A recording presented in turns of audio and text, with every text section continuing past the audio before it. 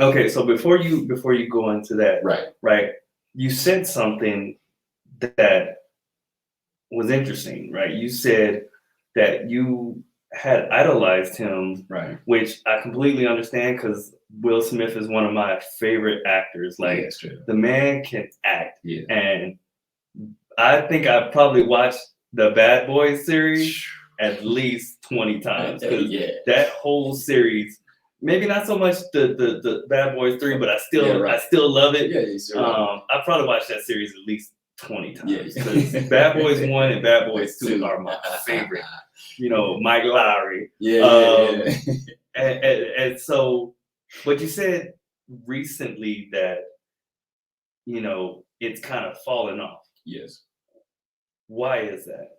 I mean, everybody knows it all started with the whole Jada situation. And the thing about it is, it's like, you know, going back to that whole Red Table Talk situation and everything that transpired around that time.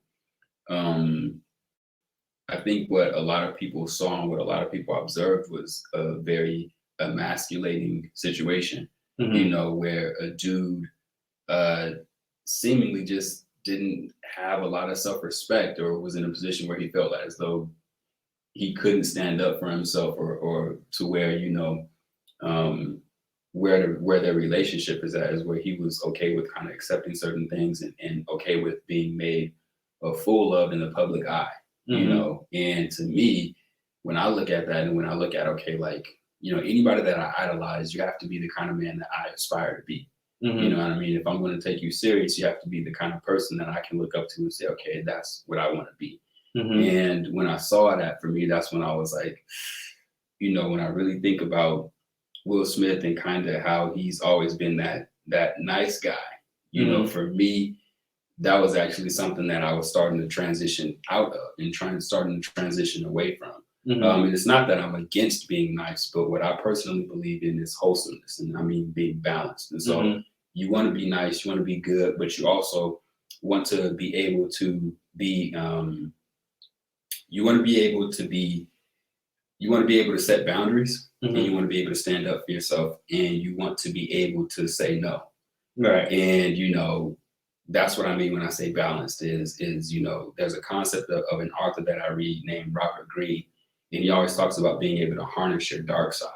And you know, if you ever like listen to or read books by like Dr. Jordan Peterson and stuff, he also talks about like having the ability to be dangerous. Not that you go around committing dangerous acts and doing dangerous things, but you have the ability to be the capacity to be dangerous. And so what I view that as is wholesomeness. You know, you have the capacity to be generous, you have the capacity to be kind, you have the capacity to be emotional, but you also have the capacity to be dangerous when necessary. And, you know, Will Smith to me was always that dude that I would define as like imbalanced in the sense that he's always very nice guy-ish. And then this situation happens, which is complete polar opposite to that. But it's like he went from one end of the spectrum to the other end, to the extreme end.